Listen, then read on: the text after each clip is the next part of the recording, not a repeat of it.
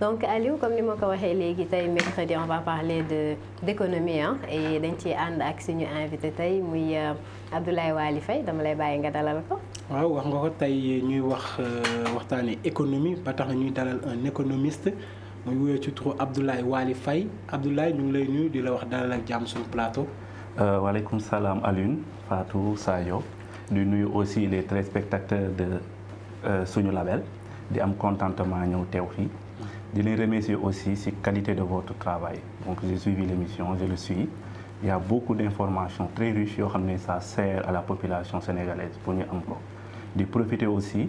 di baalu ñëpp àq ci tabaski bi ñu jógee di baal ñëpp àq di ñaan Sénégal yaa def fi jàmm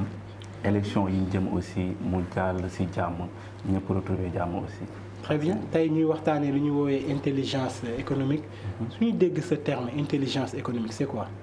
waaw l'intelligence économique nag lu am solo la pour les acteurs économiques mais aussi pour ñi nga xam ne ñoo bëgg a dugg ci dans l'économie comme les entreprises wala entreprises yi existent pare nit ñi nag ñu ngi koy def te xamuñu ñu ngi def intelligence économique. intelligence économique pour ñu définir ko de façon très terre à terre mooy l'ensemble des activités de collecte de traitement et de diffusion de l'information donc nag am na ay piliers ci biir intelligence économique il y a ce qu'on appelle la veille stratégique mooy information bi nga xam ne tey moom nga war a am collecté ko boo paree aussi l'entreprise am na ay données yoo xam ne da ko war a protéger bu fa jógee war na mën a def influence sànq yéen a ngi wax ci lu am solo ci les devises chaque jour ngeen joxe information ñi nga xam ne ñoo def opération de change léegi bu fekkee ne dafa nekk entreprise boo xam ne day évoluer ci domaine boobu te amul ces informations que ne euro bi ak dollar bi ñoom ñoo enrimé wu buy def achat te tenir en compte sur ces aspects dans l'avenir buy def vente mën na perte te donc si en 2 jours en 3 jours entreprise bi nga xam ne amul information bi peut perdre beaucoup moo tax ñu ne l'intelligence économique c'est le traitement des données mooy doole ce qui a la personne qui a l'information a le pouvoir une personne avisée en vaut deux donc mooy lépp lu nga xam ne mooy collecte information bi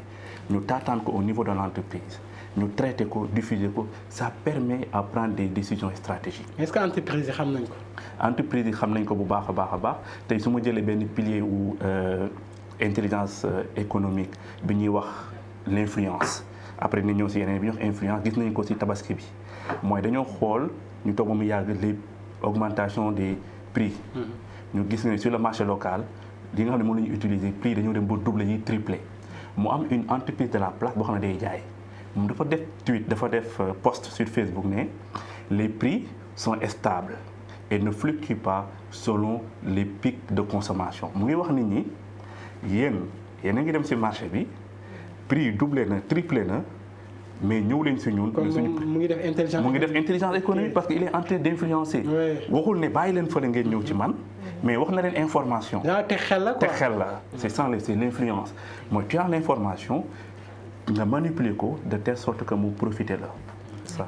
léegi ñi nga xamante ni ñoom ñooy collecter recenser information yooyu pour mun koo jox entreprise yi. comment ça se passe en fait collecte d'information boobu noonu. waaw collecte d'information il y a des informations qu'on appelle des informations des données grises des données blanches mooy ay données yoo xam ne ça circule par exemple mën nga dugg ci sa concurrent entreprise bi nga xam ne yéen a bokk domaine sur sa page Facebook dañ fa gis ay informations yu muy publier. sur son site internet dina am ay informations yu publier yooyu information blanche la mooy c'est accessible au public mu am beneen information bu ñuy wax les informations grises mooy information bi nga xam ne da ngay def une petite recherche pour am ko mu am nag des informations noires mooy wax ne ay espionnage nga koy defee tu entres dans la vie privée des gens nga utiliser ay personnes yoo xam ne ñooy dugg ci entreprise bi infiltrer leen collecter ces données jox la ko yow nga mën a anticiper sur ces stratégies de communication. kon yéen léegi est-ce que yéen ñi nga xamante ne da ngeen di ay économiste ngeen da ngeen di yëngatu ci mbir mi est-ce que yenn entreprise yi nga xamante ne xamuñu ni ñuy defee intelligence économique ndax yéen a ngi leen ci xelal ñu jéem a teg une stratégie xam nan la ñuy defee lii di intelligence économique. waaw entreprise yi ñu ngi koy utiliser bu baax même yi di ñëw tam ñu ngi koy utiliser parce que boo bëggee dugg ci marché il faut nga xool le marché comment nu mu structuré woo est-ce que y a déjà des entreprises sur place ñoom ñi nga xam ne ñoo nekk sur place nan la ñuy doxalee tey mën naa joxe benn exemple je ne veux pas faire publicité pour certaines entreprises am na entreprise bi fi nekkoon bi nga xam ne da doon dans le domaine télécommunication nekkoon en même temps def ay transfert d'argent mais moo fi nekkoon monopole di def lu ko neex bon on peut dire parce que était en position de situation de position dominante. De force léegi mu am beneen entreprise bu ñëw mais entreprise bu mu ñëwee dafa étudier entreprise bi fi nekkoon xool ne seen application c'est un peu difficile à manier. ku jàngul doo mën a def opération parce qu'il y a plusieurs étapes. ngay def nii léegi man comme te Sénégal am na 80% ñoo xam ne tey sont des analphabètes xamaguñu ils sont au fond. xamuñu ni ñuy manipuler smartphone léegi dama leen koy faciliter mu nekk benn genre scan. Au lieu que ñuy manipuler premier élément mooy dafa ñëw régler un problème.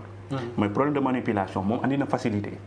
beneen bi mu ne ñële seen prix dafa xaw a cher man ma wàññi ko def 1% wala 0% sur les transferts. bi ñu ko defee automatiquement beneen entreprise dafa réajusté wu nu mu def dafa wàññi aussi ay tarifs. parce que sinon dañ koy exclure complètement du marché donc ñi nga xam ne ñooy gérer intelligence économique entreprise dañ ne on a un concurrent de taille maintenant nous aussi on doit s'adapter à la situation nu ñuy def ñu jéem a aligné wu ak ñoom jéem a andi stratégie encore pour leen contre-attaquer c'est ça. alors man na dama bëggoon xam déjà kan moo koy def par exemple tey bu duggee ci entreprise ku nekk am na benn tâche bien spécifique tey intelligence économique boobu ngeen di wax kan moo koy def qui occupe vraiment ce poste là au sein de l'entreprise. Voilà au sein de l'entreprise ñu bëri mën na ko utiliser par exemple il faut avoir des notions en traitement des données. Comment on collecte les données. Donc il y a plusieurs outils am na lu ñuy wax Google Alert par exemple comme Label TV suñu label moom télé la man am naa sama télé mën naa def Google Alert lépp information bu am suñu label la automatiquement je reçois l'information. Tout ce que vous publiez sur vos pages Facebook sur votre site man automatiquement dama koy am. La façon même dont vous faites vous traitez l'information ni ngeen defee seen plateau si c'est trop suivi au niveau des réseaux sociaux si ngeen amee audience moi aussi je vais essayer de m'inspirer de vous pour andi beneen stratégie boo xam ne moom la nit ñi duñ doon ñëw si yoon si man la ñuy ñëw donc loolu il faut nga mën a am capacité de traiter des données mën nga nekk économiste mën nga nekk aussi gestionnaire ça te permet aussi en interne yow nga xam nan ngay doxalee mooy sa tableau de bord tey soo oto boo bëggee xam ne essence bi manqué ne il faut am lu la ko indiqué ne la kat sa essence mi ngi waaj a jeex sa huile wàññeeku na sa pression oto wàññeeku na loolu pour nga am ko il faut nga am benn outil léegi information yi ngay traité de telle sorte que ñu lay jox des indicateurs de performance. D'accord léegi ci information yooyu am na ci sànq yoo wax ay information noire. maanaam du yoo xam ne danga koy personne lambda yi mën nañ ko am. il faut benn capacité bi wala benn implication bi ci entreprise nit ki pour mun ko cee xam mais est-ce que c'est pas risqué nga bëgg am information entreprise bi. waaw c'est que c'est un peu risqué mais aussi on est dans un monde concurrentiel. tey am ñoo ne bi ñu signé contrat da leen def clause de confidentialité même si tu sors l'entreprise il y a des informations xam ne waroo ko génne tey xam nañ les états lu ñuy wax les renseignements généraux ku ne xam nga ko Macky Sall am na ay renseignements généraux tey sa ngoon sa suba wala ngoon dinañ ko tegal ci table ne ko Sénégalais yi lii lañ xalaat yow Sénégalais yi lii lañ nas nii ak nii ak nii loolu ça permet d'anticiper sur les politiques futures nan la lay régler problème Sénégalais yi wala bu fekkee am na lu war a ñëw ci Sénégal dal ko mu jéem am information jéem ko endiguer mais nag renseignement généraux du ñëw taxaw fi ne la renseignement généraux la day toog di la xool di la observer di lépp lu ñuy wax Sénégal ñuy circuler ñoom ñooy nekk ay taximan ñoom ñooy nekk ay coxeurs ñoom ñooy nekk ci grand place yi mais pour am information mais aussi les entreprises l'utilisent pour avoir des informations sur leurs concurrents. Mais au-delà des entreprises est-ce que nit koo xamante ni moom day entreprendre mën na def ce qu'on appelle intelligence économique. si mën na ko def nit bi entreprendre parce que parce que boo nekkee ci entrepreneuriat il y a toujours concurrence parce que tu vends un service ou bien un produit bu fekkee ne produit bi existé wul mooy da ngay créer c'est la créativité bu fekkee existé na aussi yow da ngay ñëw conformer wala nga def innover de telle sorte que mu gën a efficace li ngay def mais de toute façon il faut toujours utiliser des informations pour prendre des décisions stratégiques par exemple mën nañ ko joxe exemple comme au temps de la Seconde Guerre mondiale Hitler il était très renseigné sur ses adversaires mooy ay Russie la France et cetera à un moment donné dafa engueulé woon ces généraux yi nga xam ne moom la yónnee woon ne leen vous m'avez pas donné la bonne information sur la Russie je pensais qu'on pouvait battre la Russie en quelques jours mais bi ñu demee sur le terrain on a vu que les Russes étaient très bien équipés parce que tey intelligence économique militaire yi ñoo ko doon utiliser les États pour conquérir comme ni ma ko doon waxee am na benn théorie bu neex boo xam ne kii moo ko développé Sun Tzu nekk général chinois mu dañ ko doon yónni pour mu dem conquérir ay dëkk bu ko empereur bi yónnee bu demee bu ñëwee du encercler dëkk bi yëpp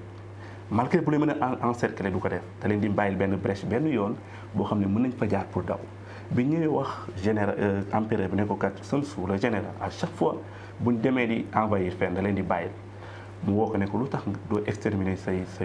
ennemis nga leen di bàyyil brèche mu ne y a ce qu'on appelle l'énergie du désespoir nit ki boo ko wëree ba amatul fu mu jëm da lay sonk parce que day xeexee ak dernière énergie mooy doole bu mu am danaan ça passe ou ça casse mais boo ko bàyyee plan B rek du focaliser aussi plan A bu baax parce que danaan bu plan A bi doxul rek plan B bi dina dox léegi nag si cacophonie boobu ñuy daw di kii ci lañ leen di reyee ñenn ñi rëcc mais on va conquérir le village parce que bu leen encercler benn jigéen wala benn xale mën na attaquer suñu soldats yi rey leen te loolu c'est des pertes donc c'est des stratégies des ruses qu'on utilise pour atteindre à ces fins. bon dañuy waxtaanee ci tabaski bi parce que économie la. parce que ñu bëri dañu doon wax naan dëkk bi amul xaalis man damay jigéen ñi sax naan man damay redoubler mais ba ñu gisee sañse ci tabaski bi ay tissus yu cher gis surtout ci côté jigéen ñi. donc on peut dire que dëkk bi am na xaalis on n'est pas pauvre en tant qu'économiste yow nan nga gisee loolu. non dëkk bi nag pour wax ne am na xaalis amul xaalis mais y a des indicateurs bu ñuy xool ku nekk da nga koy xoole sa bopp am na ay priorités. mais nit nag priorité ñoo différé ci nit ñi mais nit ñoon aussi comment ils ont fait pour financer parce que am na information xamaguñ ko nan lañ def ba jënd jesneer yu cher yi surtout jigéen nan lañ def cheveux yi nan lañ def peut-être am na liggéey peut-être am na yeneen moyens mécaniques yu ñu utiliser pour def loo xam nga tey on n'a pas les bonnes infos mais pour xool dëkk na mu ngi dox da ngay xool quelques indicateurs da ngay xool est-ce que nit ki su feebaree dina mën a fayu est-ce que yow tey nit ki rek un Sénégalais lambda mën na am lu koy maîtriser mu ne damay dem hôpital est-ce que dina am 5000 francs pour consultation premier élément bu fekkee ne ku feebar faju bon ñun ñëpp xam nañ ne mu demee ci Sénégal est-ce que boo feebaree rek mën nga dem faju ji loolu tamit c'est à étudier beneen bi mooy sa doom tey nga war ko dugal école mu jàngi est-ce que tu as les moyens pour payer une bonne éducation pour ton enfant beneen mooy est-ce que yow personnellement ce revenu dina la permettre nga avoir une vie décente am de la dignité humaine boo feebaree nga mën a faju mën a fay sa location mën a am dund même boo épargné wul bu la ko salaire mën a léegi loolu dëkk boobu fekkee ne 80% de la population ci situation lañ nekk ça va mais bu ñu xoolee que ne 20% rek ñoo ci nekk 80% yi avant fin du mois dañuy dugg dóor fii dàqante fii donc ça c'est pas. mais gis nañ père de famille dañuy jooytu parce que pour dire vrai Sénégal li nga xam ne tey mooy développer économie nekkaguñ ci. mooy lan mooy nit ñi am des revenus yu leen permettre ñu mën a consommer normalement parce que boo xoolee coow li nga xam ne gis nga ci réseaux sociaux yi ñëpp a ni coow naan suñu commerçants locaux yi amuñu yërmande dañoo yokk prix mooy wane la vie est chère mënuñu am accès sur ces produits bu ñu demee ba ñi nga xam ne tey ñoo doon wax une entreprise dégage di retourner di def promotion entreprise boobu mooy wane ne tey entreprise boobu tey mu ngi leen di satisfaire si benn besoin mooy seen moyens li ñu am maigre moyen ñoom foofu la ñu mën a. est-ce que ñoom yokkute boobu ñu def sax du ñu may occasion entreprise boobu ñu doon dénoncer mu daal di am ce qu'on appelle benn mainmise ci askan wi. di gis nga bu fekkee ne entreprise boobu utilise na intelligence économique les fêtes à venir mën na tripler sax son chiffre d'affaires. te mën na sax wàññi prix. non c'est mën na ko wàññi parce que y a ce qu'on appelle économie d'échelle. looy gën a jaay lu muy gën a bëri bu la neexee nga cacher prix parce que y a des coûts fixes. tu vois maintenant nag l'entreprise boobu li mu def mooy prévoir à d'éventuelles ruer vers ses locaux vers ses voilà pour mu stocker pour bañ am ay rupture de stock bu fekk amee il faut que ñoom ñu jël seen matuwaay de telle sorte que dañu mën a satisfaire la demande parce que les Sénégalais comme ni nga ko waxee sànq nu mu ko waxee Sadio ça circule l'information circule à une vitesse lumière 5 secondes nii toog fi di wax tey boo duggaatee ci réseaux sociaux di nga fa fekk beneen nouvelle information donc c'est une perpétuelle continuité léegi nag Sénégalais yi moom lu ñu xës boo wax rek wala di ko mooy li ñu gëm bu événement amee dinañ dem ci entreprise yooyu te entreprise yooyu aussi il faut ñu prévoir aussi bu demande bi ñu mën mais nag ce qu'il faut comprendre le patriotisme a des limites le patriotisme a des limites ñun ñëpp dañu doon glorifier les commerçants locaux di leen défendre naan une entreprise dégage mais à un moment donné boo demee nag ku dem ba. parce que ñoom jamono ji lépp lañu yokk lépp a cher. muy taximaan yeeg ñëpp mais nag poche yi léegi. léegi ku nekk na sa poche ngay défendre. Voilà. Moi je voulais juste rebondir en fait si seen waxtaan au début yéen a ngi wax collecte des données. da ngeen naan am na données yu sensibles des données yoo xam ne da ngeen koy collecter. na bëggoon xam est-ce que là parce que y a dans certains pays dans le monde yoo xam ne c'est protégé loolu la ñuy wax aujourd'hui la vie privée. privée des gens ces réseaux sociaux ou bien sur internet c'est protégé parce qu'il y a des données très très très sensibles yéen tey bu leen def seen intelligence économique da ngeen di soxla yenn données yu mel noonu pour nga mën a xam type de personne bii nii lan lay utiliser fan lay dem fii lay dem pour nga mën ko étudier après nga mën ko jox entreprise bi te la loi sénégalaise wax si loolu fan la loi sénégalaise encadré loolu noonu. Il y a ce qu'on appelle protection des données personnelles donc am na ay données yoo xam ne tey nit ki mënoo ko am ci moom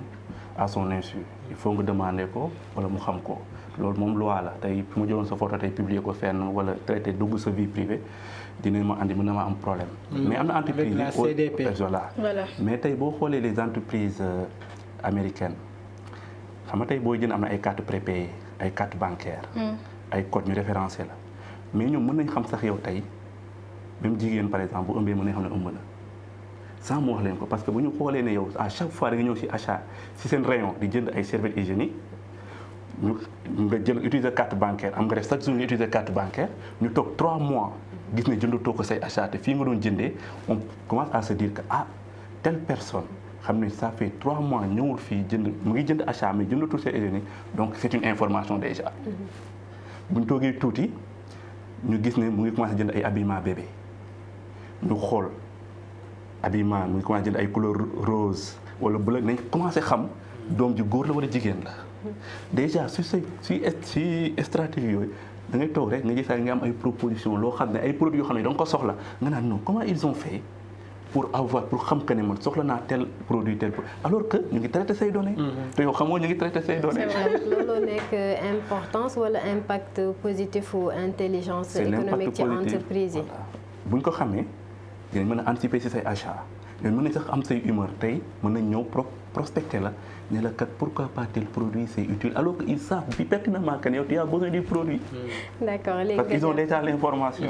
ah d'accord nga jàpp daal ni dañ koo def juste parce que vraiment dañoo maîtriser seen liggéey fekk suivi la woon dajale information yi ba mun a arriver à ça en tout cas c'est un domaine. Aliou amoo beneen laaj. non bon waxtaan bi am na solo parce que man laaj bi moom bu mujj bi rek laa ko bëggoon laaj. maanaam bokk jamono ji comme ni ñuy wax souvent ne ñu réew mi amul xaalis. tout est cher dans ce pays yow da ànd nga ci. léegi ma bàyyi la rek nga tàggoowaale ci comme waxtu bi mu ngi ñuy def. voilà donc di leen remercier am amee terminer ak question am opportunité bi ngeen ñu may pour ñu wax ak sénégalais yi. donc xam-xam bi bëriwul mais bon li ñu am rek as tuut ñu ngi koy partagé. pour ñëw ci li mu wax non la vie est dure et les moyens sont limités loolu il faut ñu accepter ko